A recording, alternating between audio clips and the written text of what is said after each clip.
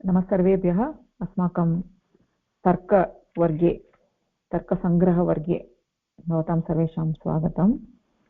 अत्र तर्कसङ्ग्रहः इति ग्रन्थः अन्नम्भट्टेन विरचितः अयं ग्रन्थः। अत्र वयं किं कुर्मः इति चेत् तत्र मूलं पठामः। तर्कसङ्ग्रहे यद् मूलमस्ति तत् पठामः। अपि च तत्र तर्कसङ्ग्रहदीपिकामपि पठामः।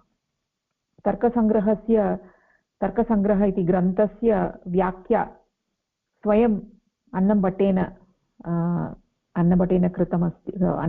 कृता अस्ति व्याख्या।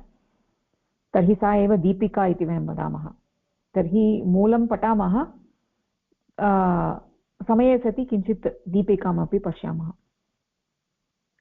इति एव अत्र अस्माकं क्रमः भवति। तर्हि साक्षात् आरब्धुं शक्नुमः।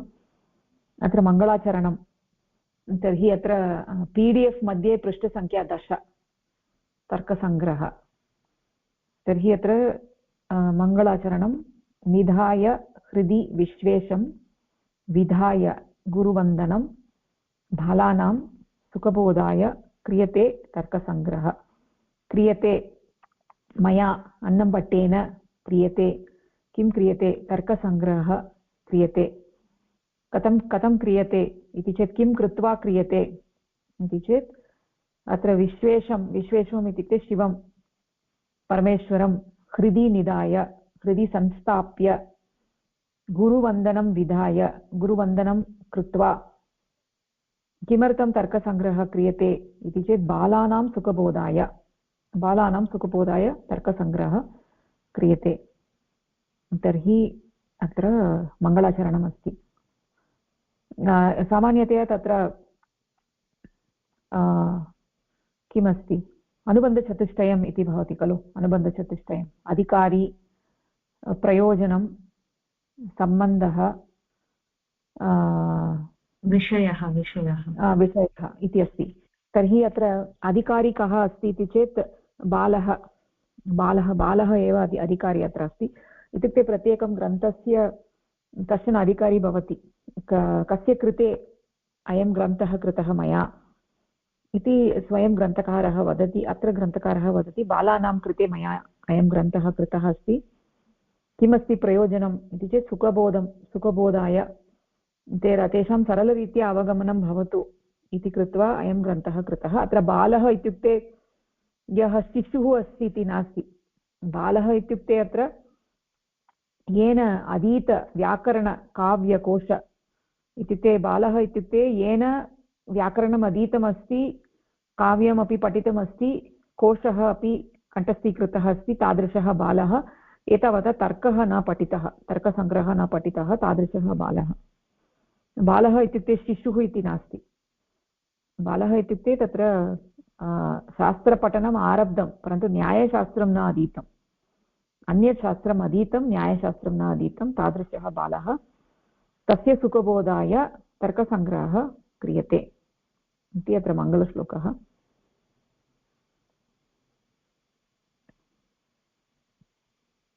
ततः अग्रे तत्र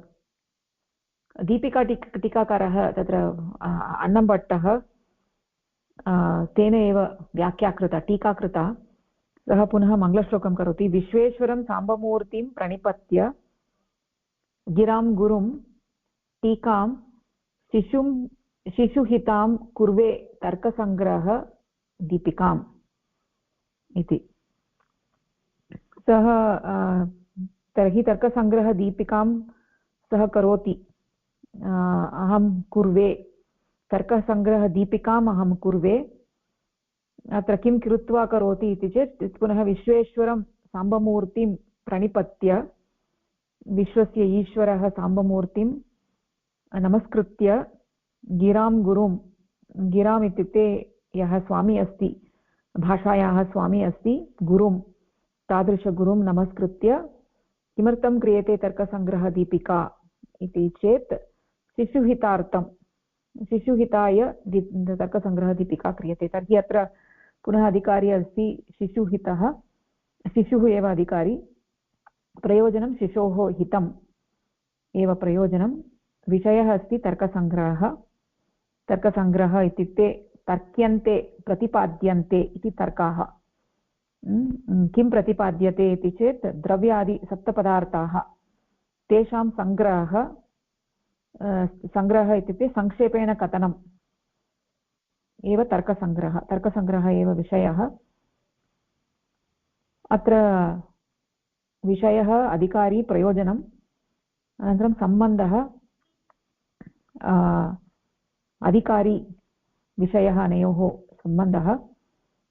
विषयः अत्र प्रतिपाद्यः अस्ति, अधिकारी तेन बोधितः भवति इति तत्र सम्बन्धः अस्ति। इदानीम् अग्रे मङ्गलश्लोकं कृत्वा इदानीं तत्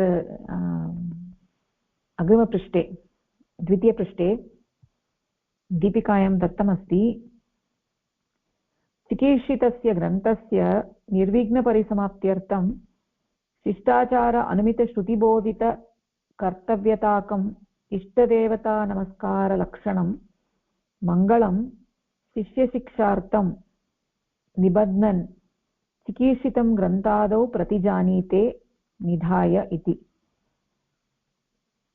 तर्हि निधाय इति अत्र निधाय इति प्रतीकं तत्र मूले उक्तं खलु तर्कसङ्ग्रहग्रन्थे निधाय हृदि विश्वेशं विधाय गुरुवन्दनं बालानां सुखबोधाय क्रियते। तत्र निधाय इति यद् पदम् अस्ति तस्य विवरणं तत्र दीपिका इति टीकायां ग्रन्थकारः वदति।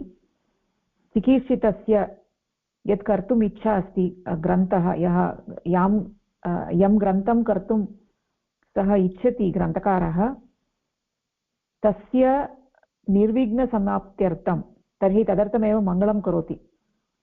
अतः ग्रन्थस्य आदौ मङ्गलाचरणं कृतं, तर्हि किमर्थं मङ्गलाचरणं तेन क्रियते इति चेत् निर्विघ्नपरिसमाप्त्यर्थं यः ग्रन्थः मया इष्टः तस्य परिसमाप्त्यर्थं निर्विघ्नपरिसमाप्त्यर्थं विघ्नं विना विघ्नानाम् अभावः निर्विघ्नपरिसमाप्त्यर्थं शिष्टाचार अनुमितश्रुतिबोधितकर्तव्यताकम् इष्टदेवता नमस्कारात्मकं मङ्गलं। तर्हि निर्विघ्नपरिसमाप्त्यर्थं तर्हि ग्रन्थकारः किं करोति इति चेत् मङ्गलं करोति। कीदृशमङ्गलम् इति चेत् नमस्कारात्मकं मङ्गलं। तत्र मङ्गलम् आशीर्वादात्मकं नमस्कारात्मकम् अनन्तरं तत्र विषयः अपि भवितुमर्हति।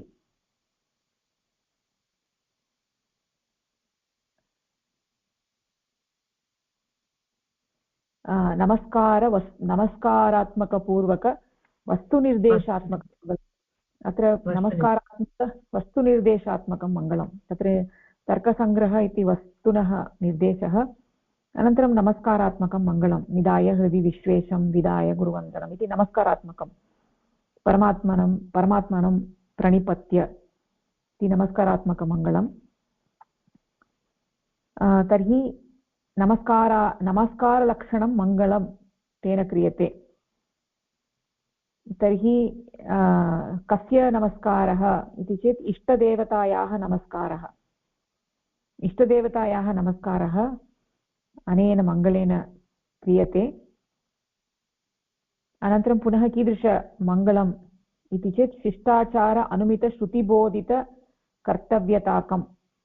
तर्हि मङ्गलं शिष्टेन आचर्यते। शिष्टः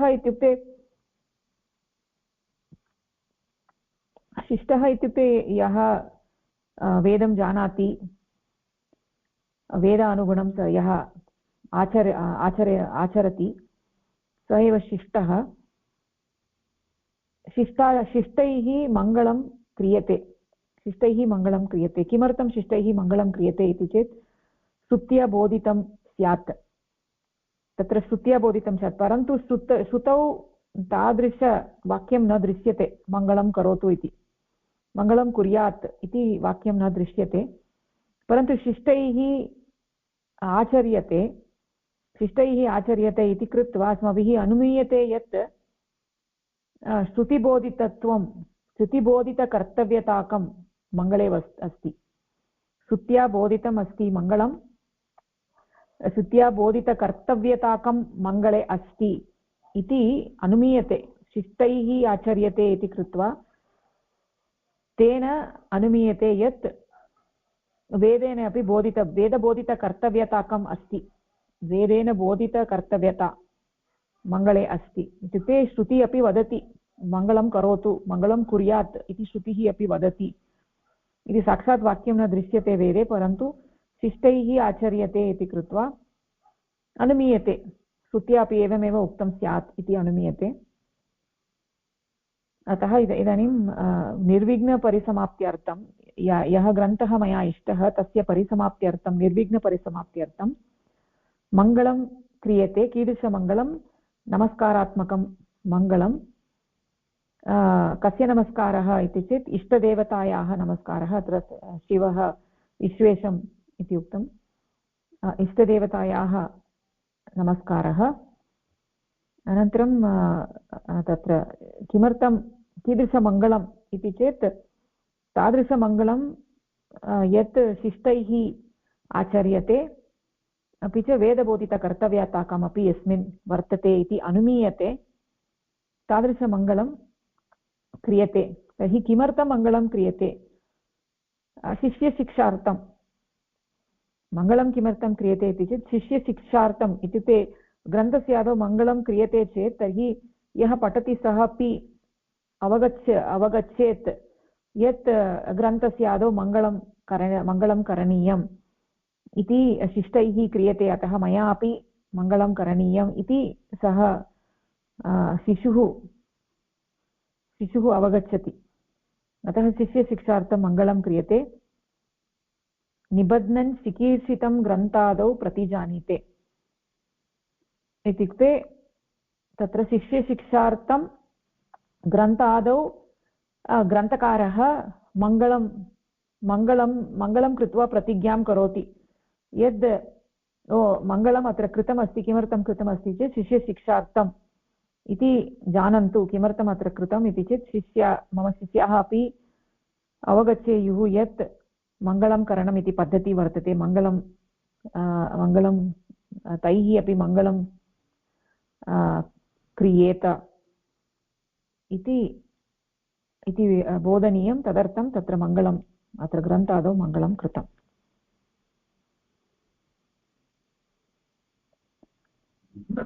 भगिनी तत्र प्रश्नः अस्ति, पृच्छामि वा? तत्र शिष्टाचार अनुमित श्रुतिबोधितकर्तव्यनाकम् इति अस्ति किल? नाकम् इष्टदेवता कर्तव्यता सकारः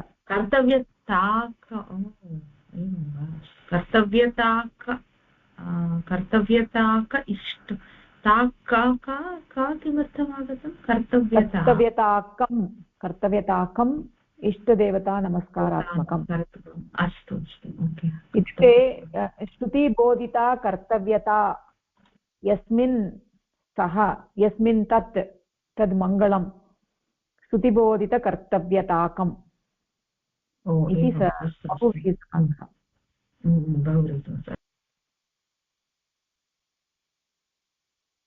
ओके, अग्रे गच्छामि वा? आं भगिनि। अस्तु, ननु मङ्गलस्य कर्तव्यत्वे किं प्रमाणम् इति चेत् न शिष्टाचार अनुमित श्रुतेरेव प्रमाणत्वात्।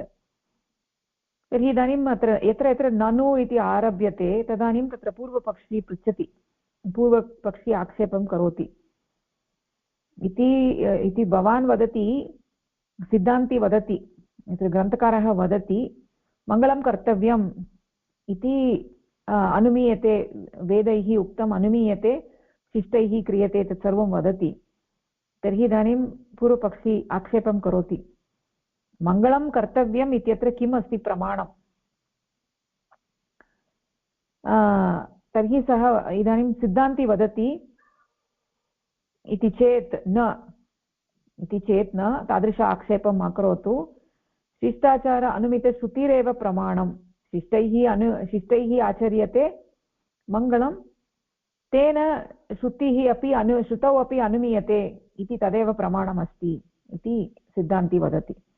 भवतः आक्षेपः सम्यक् नास्ति। मङ्गलस्य कर्तव्ये किं प्रमाणम् इति भवान् पृच्छति, परन्तु तादृश आक्षेपस्य मूल्यं नास्ति। यतोहि यदि मङ्गलं न कर्तव्यं तर्हि शिष्टैः किमर्थं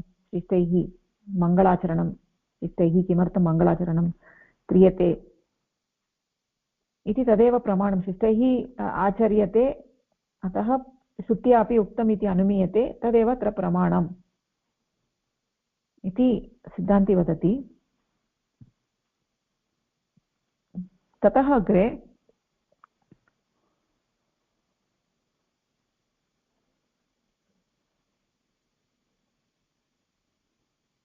ओके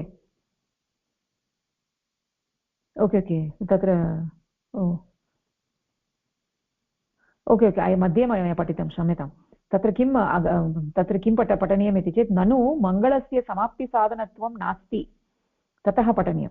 इत्युक्ते प्रथमतया पठितं चिकीर्षितस्य ग्रन्थस्य निर्विघ्नपरिसमाप्त्यर्थं शिष्टाचार अनुमितश्रुतिबोधितकर्तव्यताकम् इष्टदेवतानमस्कारलक्षणं मङ्गलं शिष्यशिक्षार्थं निबध्नन् चिकीर्षितं ग्रन्थादौ प्रतिजानीते इति तावत् पठितम्।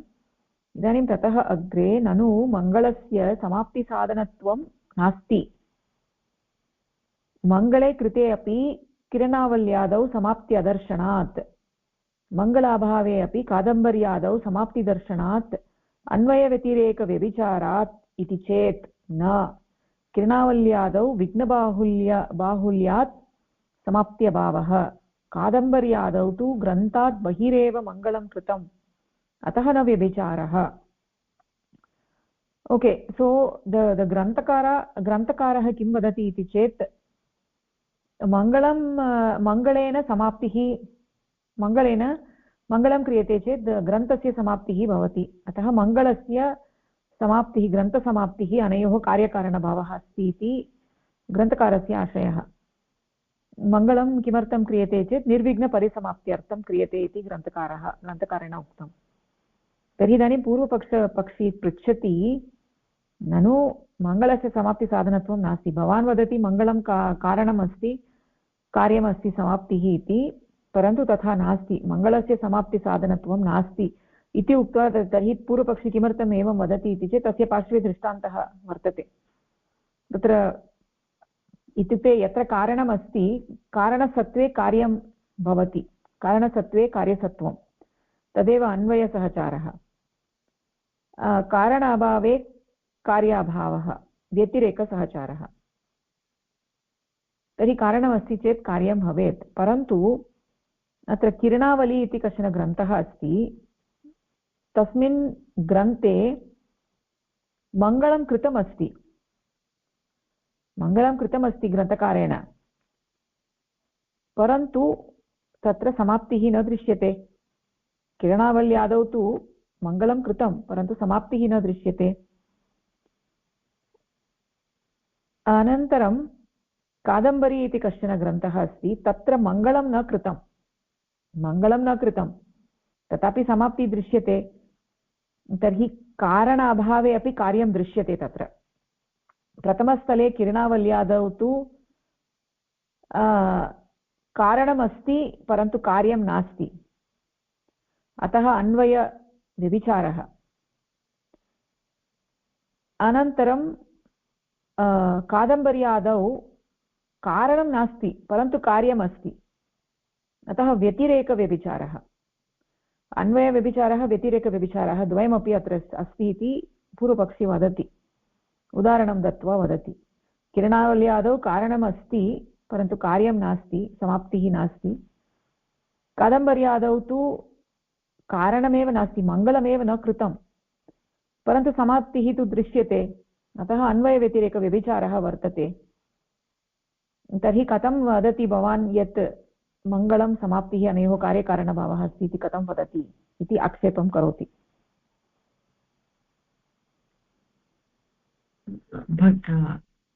भगिनी, कुतः पठति द्वितीयपुटे वा तत् दीपिका प्रेषितं भवत्या तत्र न तदेव द्वितीयपुटे एव अस्ति खलु ननु मङ्गलस्य समाप्तिसाधनत्वम् एव नास्ति मङ्गले कृतेपि कादम्बरादौ समाप्तिदर्शनात् मङ्गलाभावेऽपि किरणावल्यौ समाप्तिदर्शनात् अस्तु ओके ओके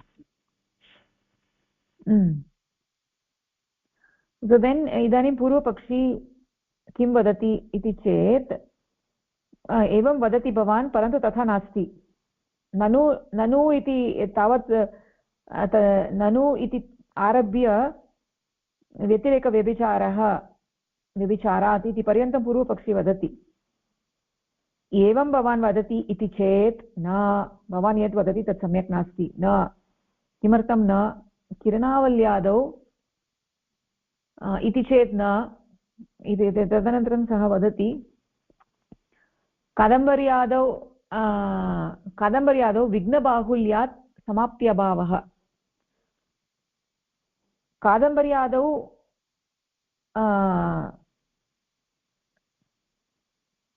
मङ्गलं कृतं किल कादम्बर्यादौ मङ्गले कृते अपि कादम्बर्या समाप्ति अदर्शनात् इति उक्तम् मङ्गले कृते अपि कादम्बरी इति ग्रन्थे मङ्गलं कृतं परन्तु समाप्तिः नास्ति तर्हि अत्र सिद्धान्ती वदति यत् कादम्बर्यादौ विघ्नाः बहवः आसन् तावत् पर्यन्तं यावत् अपेक्षितं मङ्गलं तावत् मङ्गलं न कृतम् अल्पमेव कृतं मङ्गलं तत्र बहु विघ्नाः आसन् इति कृत्वा मङ्गलम् इतोपि विजातीयमङ्गलं कर्तव्यम् आसीत् परन्तु तथा न कृतम् इति कृत्वा समाप्तिः न लब्धा कारणमस्ति परन्तु कार्यं नास्ति यतोहि तत्र कारणं सम्पूर्णतया न कृतं मङ्गलं सम्पूर्णतया न कृतं बाहुल्यं वर्तते इति कृत्वा अधिकं मङ्गलम् अपेक्षितम् आसीत् तावत् मङ्गलं न कृतम् इति कृत्वा तत्र किं कारणसत्त्वे कार्याभावः इति अन्वयव्यभिचारः नास्ति इति वदति अनन्तरं किरणावल्यादौ ग्रन्थात् बहिरेव मङ्गलं कृतम् अतः न व्यभिचारः तर्हि किरणावल्यादौ किम् अत्र उक्तम् आसीत् इति चेत् मङ्गलं न कृतं परन्तु समाप्तिः दृश्यते मङ्गलमेव न कृतं तर्हि कारणं नास्ति परन्तु कार्यं दृश्यते इति कृत्वा व्यतिरेकव्यभिचारः आसीत् इति आक्षेपः आसीत् सिद्धान्ती वदति किरणावल्यादौ ग्रन्थात् बहिः एव मङ्गलं कृतम् अतः न व्यभिचारः सः वदति ग्रन्थे साक्षात् मङ्गलं न कृतं यथा अत्र तर्कसङ्ग्रहे मङ्गलं कृतं तथा ग्रन्थे न कृतं तथापि ग्रन्थात् बहिः कृतं ग्रन्थात् बहिः इत्युक्ते किम् इत्युक्ते अस्मिन्नेव जन्मनि ग्रन्थात् बहिः कृतम् अथवा पूर्वजन्मनि कृतम् आसीत् मङ्गलम् अस्मिन् जन्मनि वा भवतु पूर्वजन्मनि वा भवतु मङ्गलं कृतम् अतः व्यभिचारः नास्ति इति वदति व्यतिरेकव्यभिचारः नास्ति कारणाभावे कार्यसत्त्वम् इति नास्ति वस्तुतः अत्र कारणमस्ति मङ्गलं तु बहिः कृतम् अतः कार्यं दृश्यते अतः व्यभिचारः नास्ति सः वदति भगिनी एकवारं तत्र अन्वयव्यभिचार व्यतिरेकव्यभिचार वदति वा अन्वयव्यभिचारे कारणमस्ति कार्यं नास्ति इत्येव अस्ति किल अन्वयव्यभिचारः अन्वयव्यभिचारः इत्युक्ते कारणसत्त्वे कार्याभावः कारणसत्त्वे अस्तु व्यतिरेकव्यभिचारः इत्युक्ते कारणाभावे कार्यसत्त्वम् ओके कारणाभावे कार्यसत्त्वम् अस्तु अस्तु अस्तु अन्वयसहचारः व्यतिरेकसहचारः इति जानाति खलु कारणमस्ति चेत् कार्यं भवेत् कारणसत्त्वे कार्यसत्त्वं तदेव अन्वयसहचारः कारणभावे कार्याभावः इति व्यतिरेकसहचारः अन्वयव्यभिचारः इत्युक्ते the first part is there but second part is not there कारणमस्ति परन्तु कार्यं नास्ति कारणमस्ति चेत् कार्यं भवेत् परन्तु कार्यं नास्ति अत्र तदेव अन्वयव्यभिचारः द्वितीयस्थले व्यतिरेकसहचारस्थले कारणाभावे कार्याभावः कारणं नास्ति चेत् कार्यमपि न भवेत्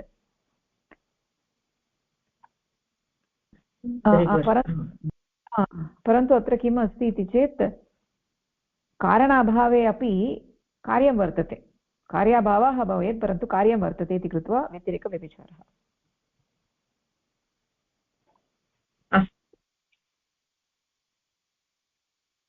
ओके एतावता अवगतं वा आं भगिनि अवगतम् ओके अत्र स्थगनं कुर्मः वा